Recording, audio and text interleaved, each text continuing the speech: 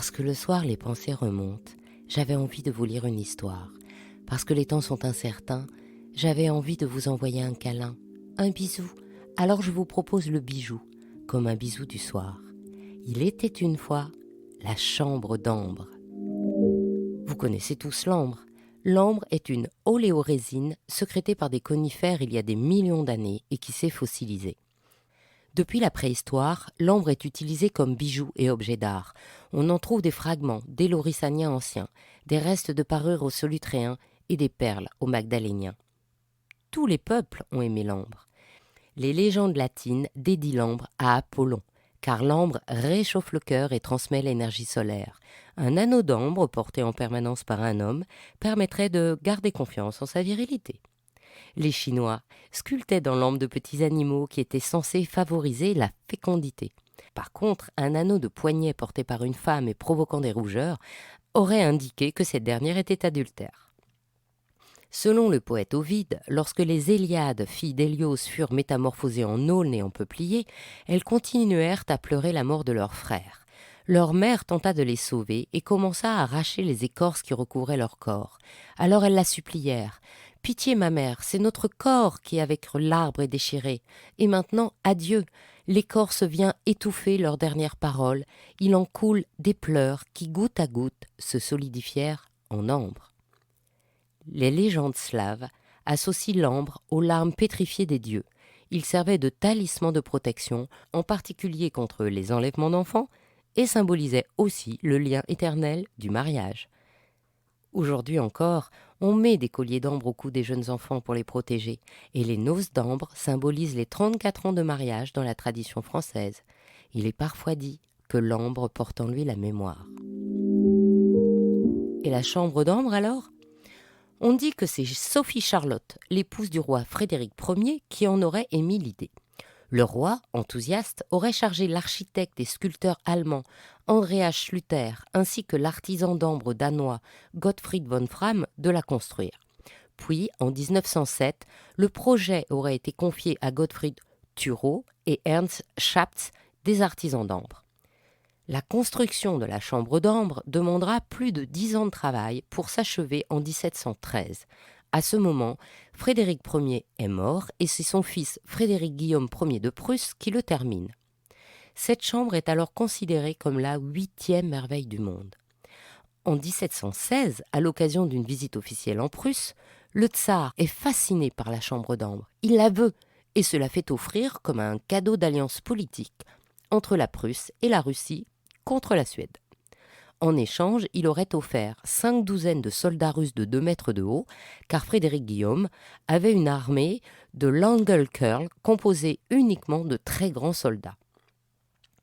En fait, Frédéric Guillaume Ier de Prusse ne pouvait refuser de céder la chambre d'ambre s'il voulait s'associer avec la Russie, éviter une conquête et une annexion. Du coup, les panneaux de la chambre d'ambre sont détachés des murs, emballés, expédiés dans des coffres au palais d'hiver de Russie, puis déménagés dans le palais d'été, où on les oublie. C'est en 1755 que la tsarine Élisabeth les installe au palais Catherine à Tsarskoïe Selo, l'actuelle ville de Pouchkine. Et c'est Catherine II qui termine l'installation en 1770. La chambre d'ambre, dernière version, comprend, en plus des originaux, des panneaux d'ambre en remplacement de certains panneaux peints et des mosaïques florentines garnies de pierres précieuses pour un total de 6 tonnes d'ambre fossile extrait des rivages prussiens de la Baltique. On dit qu'éclairée par les 565 bougies qui parsèment la pièce, la chambre d'ambre éclaire de 1000 feux et prend littéralement vie. Les historiens et joailliers débattent toujours de la valeur de cette chambre d'ambre, de 142 à plus de 500 millions d'euros, suivant le cours de l'ambre et la valeur historique et artistique estimée. Mais la plupart des experts s'accordent à dire qu'elle est inestimable. En 1941, lors de la Deuxième Guerre mondiale, les troupes allemandes prirent le palais de Tsarskoïe Selo. La plupart des œuvres contenues dans la chambre d'ambre avaient été cachées, mais la chambre d'ambre en elle-même ne pouvait être déplacée. On dit qu'elle avait été peinte ou recouverte de papier peint. Bon, les Allemands la trouvent, et sur ordre d'Hitler, elle est démontée en 36 heures, mise en caisse, transportée et même exposée en partie à Königsberg, jusqu'en 1943. En 1945, le château de Königsberg tombe sous les raids aériens. On ignore toujours si la chambre était encore dans le château lorsqu'il a été bombardé et brûlé. Définitivement, la chambre d'ambre a disparu. On a retrouvé en 1997 en Allemagne une commode et une mosaïque de pierre qui ont été rendues à la Russie par le gouvernement fédéral allemand. Mais la chambre demeure introuvable et reste une énigme qui excite l'imagination et les aventuriers. En 1976, une reconstitution a été entreprise, en s'inspirant de photos en noir et blanc, ainsi que de la seule photo en couleur disponible. Après une interruption due à des problèmes de financement, les travaux ont été achevés grâce à un don de 3,5 millions de dollars de l'entreprise allemande de Rohrgarts AG. Le 31 mai 2003, lors d'une cérémonie inaugurale présidée par le chancelier fédéral allemand Gerhard Schröder et le président de la Fédération de Russie Vladimir Poutine, à l'occasion des 300 ans de la ville de Saint-Pétersbourg, la chambre d'ambre reconstituée a été ouverte au public et elle est visible au Tsarskoye Selo Stadtmuseum Preserve, un complexe historique situé en dehors de la ville de Saint-Pétersbourg. Mais la chambre d'ambre continuera longtemps, ou jusqu'à ce qu'elle soit retrouvée, à alimenter les fantasmes et encourager les créations. Lydia Courteil s'est inspirée de la chambre d'ambre pour sa dernière collection. Gémologue, antiquaire, spécialiste du bijou ancien, Lydia Courteil est aussi une créatrice dont les bijoux sont immédiatement reconnaissables.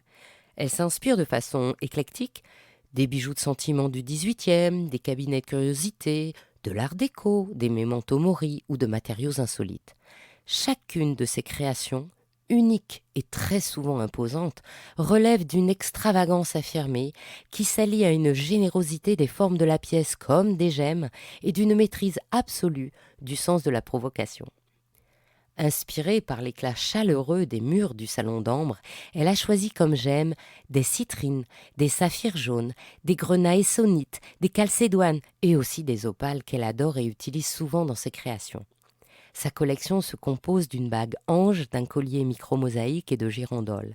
Pour vous donner une idée de l'opulence de ses créations, le collier comprend 618 saphirs, 46 citrines, 18 grenats, 10 calcédoines, 2 opales et un jaspe rouge.